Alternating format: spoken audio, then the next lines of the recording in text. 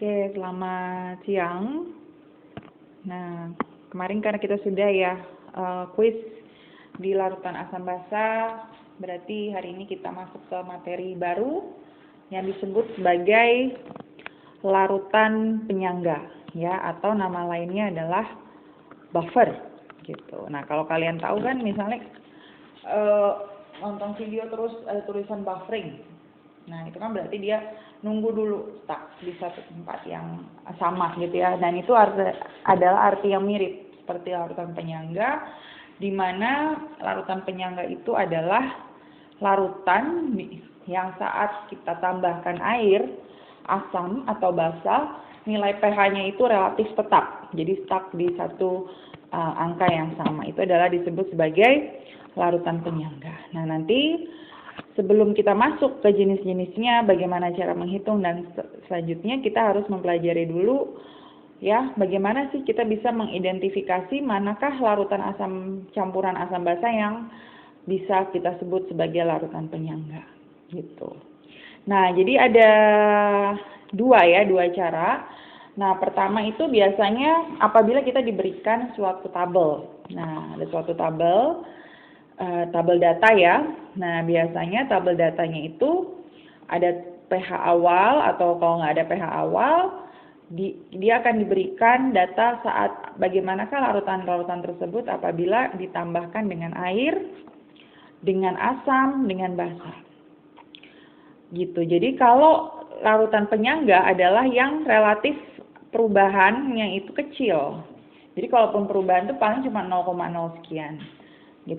Gitu ya. Jadi kalau ada perubahan ekstrim saat ditambahkan air, basa atau asam, berarti dia bukan larutan penyangga. Jadi contoh misalnya nomor 1 nih, kita lihat.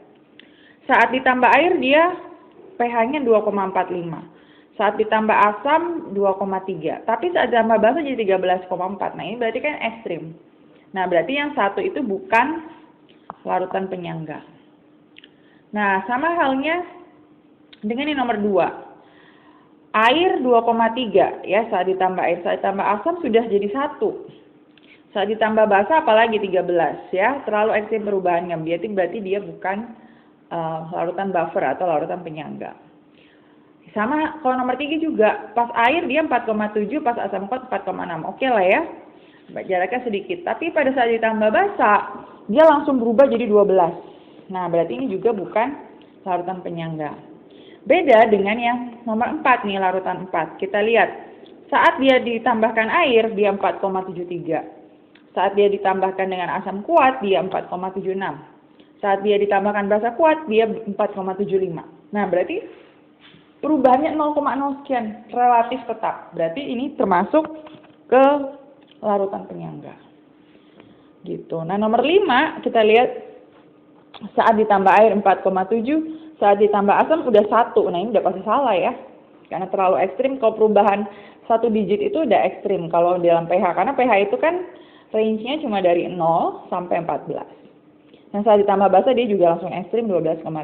Berarti ini bukan larutan penyangga. Ya, jadi di dalam tabel ini yang merupakan larutan buffer atau larutan penyangga hanya di larutan yang nomor 4.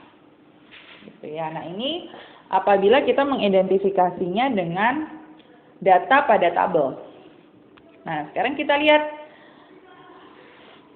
bagaimana cara mengidentifikasi apabila yang dipresentasikan itu adalah jenis campuran. Jadi kan ada suatu larutan yang dia dibuat dari campuran. Jadi larutan penyangga itu tuh sebenarnya cuma ada 2 syaratnya.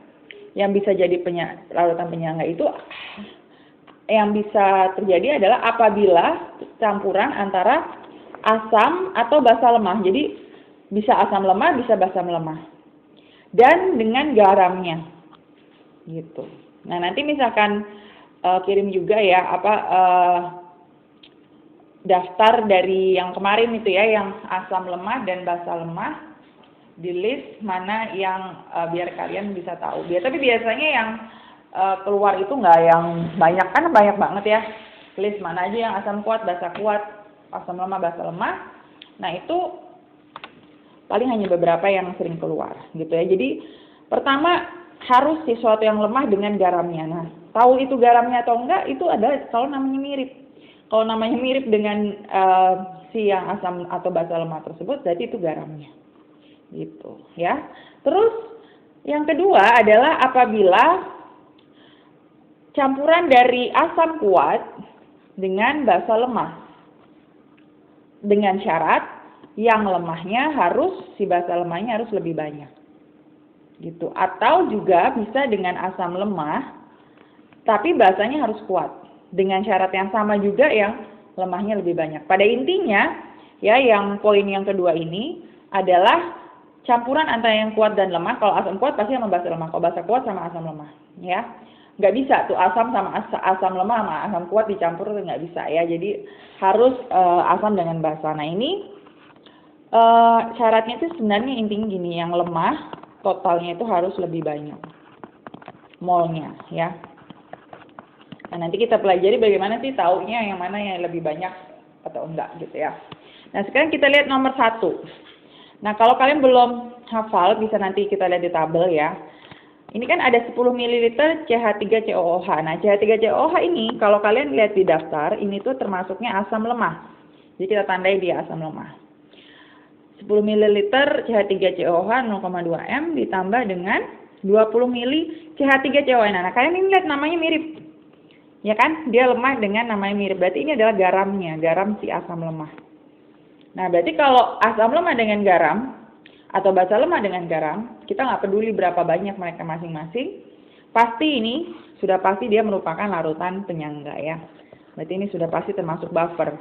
Tapi kan nggak bisa jawabnya cuma langsung buffer gitu aja kan, harus tandain. Kenapa? Karena dia asam lemah dan ini garam. Nah sekarang kita lihat nomor 2. 40 ml HCl 0,2 m. HCl kalau kalian lihat di list, HCl itu termasuknya asam kuat. Ya kan? Nah, dengan 40 ml NaOH 0,2 mH. NaOH itu asam kuat.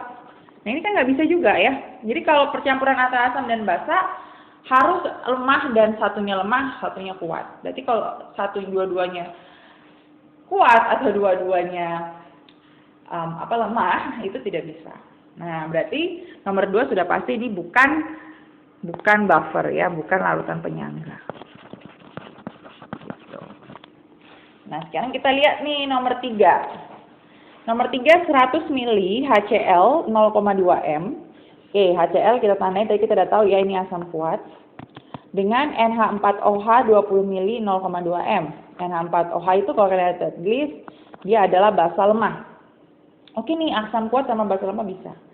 Tapi untuk asam jangan lupa kalau kuat dan lemah itu syaratnya yang lemah harus lebih banyak molnya. Nah, cara mengetahuinya lebih banyak molnya kita lihat dari sini. Jadi caranya dari volume nih, berarti 100 kita kali dengan si M-nya 0,2 dan kita kali dengan H+ atau banyaknya H+ atau banyaknya OH-. Nah, berarti banyaknya H+ di sini kan cuma 1 ya, berarti kita kali 1. Berarti 100 kali 0,2 kali 1 itu 20. Sedangkan kalau yang si NH4OH di sini volumenya adalah 20 kan. Dikali dengan M-nya 0,2. Nah, karena dia basa berarti dikali dengan jumlah OH-. Nah, OH-nya di sini cuma 1. Ya kan? Berarti 20 kali 0,2 itu 4. Nah, berarti kalau di sini walaupun ini asam kuat dan basa lemah, tapi kita lihat jumlah si yang kuat itu lebih besar nih yang kuat. Kuat lebih banyak. Nah, kalau yang kuat itu lebih banyak, berarti dia tidak bisa membentuk larutan penyangga. Jadi bukan larutan penyangga. Nomor 3. Oke. Nah, kita lihat soal nomor 4. Nah, kita lihat nanti kalau lihat di daftar nih ya, di daftar termiskasi, HF itu termasuk ke asam lemah. Ya. Nah, CaOH 2 kali itu termasuk ke basa kuat. Nah, itu dulu yang diidentifikasi. Oh, ternyata nih lemah sama kuat.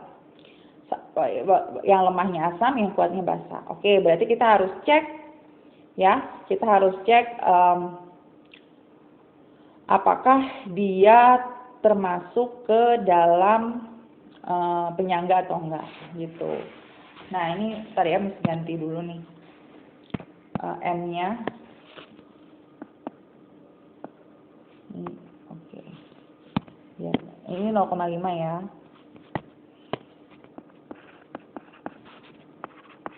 C.